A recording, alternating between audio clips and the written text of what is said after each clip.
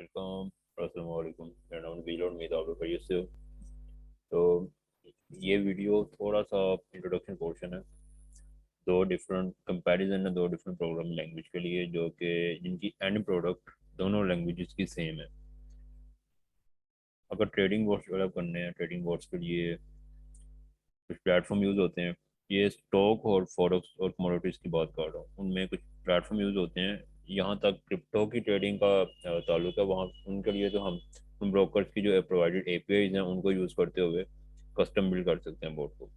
लेकिन ट्रेडिंग के लिए स्टॉक ट्रेडिंग के लिए और फॉरेक्स के लिए और कमोडिटीज़, इनकी ट्रेडिंग के लिए हमारे पास प्लेटफॉर्म है। उनमें से मोस्ट पॉपुलर जो ज़्यादा यूजेबल है वो है मेटा ट्रेडर का प्लेटफॉर्म है। और मेटा की जो मेटा ट्रेडर की जो दो प्लेटफॉर्म है, MT4 MT5, दोनों की लैंग्वेज अलग अलग है, MQL4 और MQL5।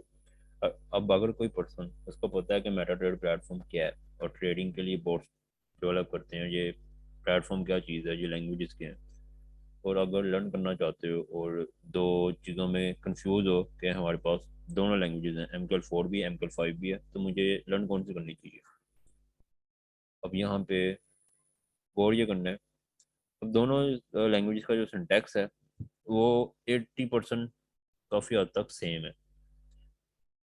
कुछ चीज़ें 20% है ना, ऑर्डर ओपन करने का या फिर इंडिकेटर को एक्सेस करने के लिए कुछ उनके प्री बिल्ड जो फंक्शंस हैं, कुछ फंक्शन लाइब्रेरी में डिफरेंट है, उनकी अप्रोच डिफरेंट है यूज़ करने की।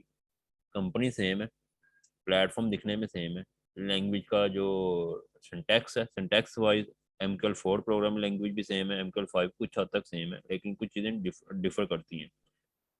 अब मेरी सजेशन में MQL5 जो है, मुझे MQL4 भी आती है, मुझे MQL5 भी आती है, मुझे स्विफ्ट प्रोग्रामिंग लैंग्वेज भी आती है, मुझे C# भी आती है, ठीक, मुझे वेब डेवलपमेंट की लैंग्वेजेस भी आती हैं। मुझे मल्टीपल प्लेटफॉर्म आते हैं। अब मैंने हर एक प्लेटफॉर्म को ट्राई किया और मेरा ओपिनियन कुछ हद तक वैलिड कंसिडर कर सकते हो यार। मैंने अलग अलग चीज़ों पे इतना टाइम वेस्ट किया है, तो एट द एंड मैं एक ओपिनियन दे सकता हूँ उस हद तक। एक लिमिटेड रिस्ट्रिक्शन है, बहुत ज़्यादा एक्सपीरियंस नहीं, लेकिन जितना भी है एक लिमिटेड बाउंड्री में ओपिनियन दे सकता हूँ मैं। अब MQL5 में न्यू चीज़ ये है, MQL4 जो सी है ना, वो 2010 से पहले रिलीज हुई थी, ये आउटडेटेड है थोड़ी। अब इसमें MQL5 लैंग्वेज उन्होंने जब बिल्ड किया है तो उसको उसकी लाइब्रेरीज उन्होंने बेस से बिल्ड की है, लेकिन कुछ चीज़ें उसमें डिफरेंट हैं। अब जैसे कि MQL5 में हमारे पास database, SQLite database, file based database है, उसकी लाइब्रेरीज उन्होंने बाय डिफ़ॉल्ट प्रोवाइड की हैं और प्री बिल्ड है उसमें। लेकिन MT4 के केस में हमें कुछ थर्ड पार्टी लाइब्रेरीज इंस्टॉल करनी पड़ती हैं, MT5 के केस में नहीं। MT5 में टाइम फ्रेम की ऑप्शन MT4 की निस्बत कुछ ज़्यादा है, लेकिन MT5 कुछ हद तक फिर भी सारे टाइम फ्रेम मौजूद नहीं है जितने के लेटेस्ट प्लेटफॉर्म में मौजूद होते हैं। MT5 में फिर भी MT4 की निस्बत टाइम फ्रेम ज़्यादा है, हम 4 के मल्टीपल टाइम फ्रेम यूज़ कर सकते हैं। ओवरऑल जो लुक है इसमें, जो स्ट्रेटजी टेस्टेड है MT5 का, वो थोड़ा ज़्यादा एडवांस है MT4 की निस्बत।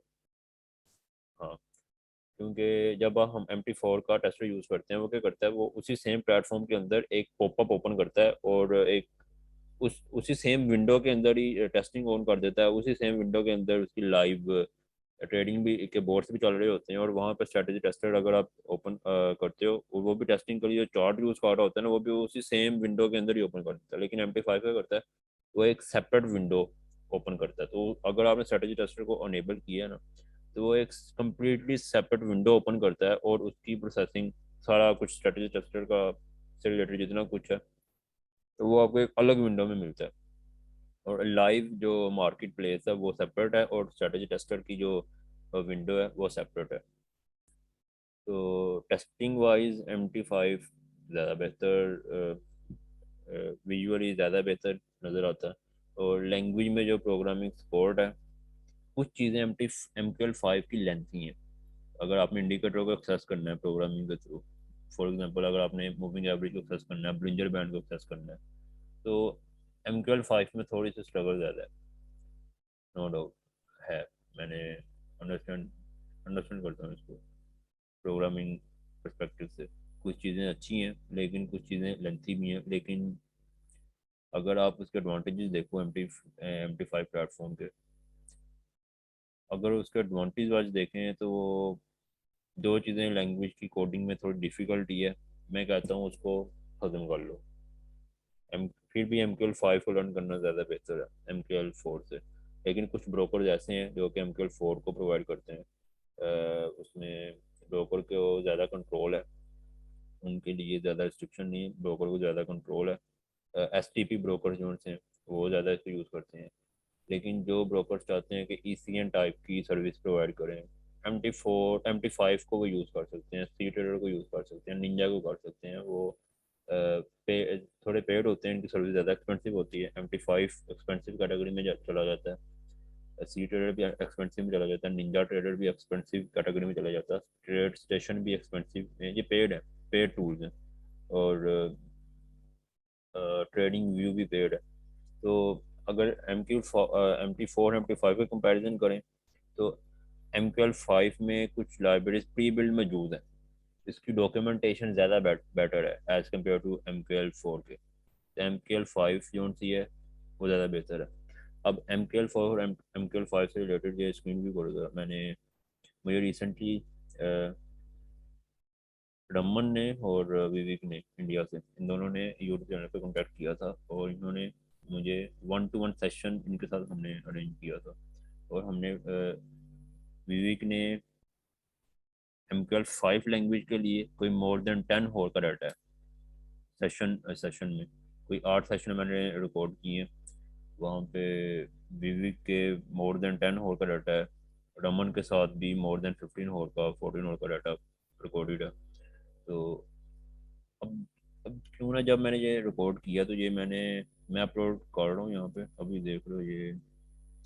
हाँ, ये अभी अपलोड हो रही है यूडेमी पर, ये दोनों वीडियोस अपलोड हो रही हैं।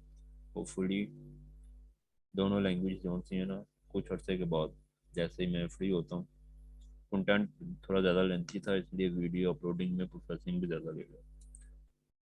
तो ये दोनों आ रही हैं। और ये एक ओपिनियन भी मैंने दिया कि MQL5 जो सी है वो ज़्यादा बेहतर है।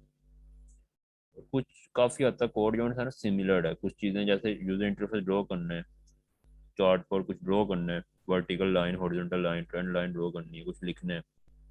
एम की MQL4 लैंग्वेज में जो सिंटैक्स है ना वही सेम हम कॉपी पेस्ट करके MQL5 में यूज़ कर सकते हैं, लेकिन कुछ हद तक।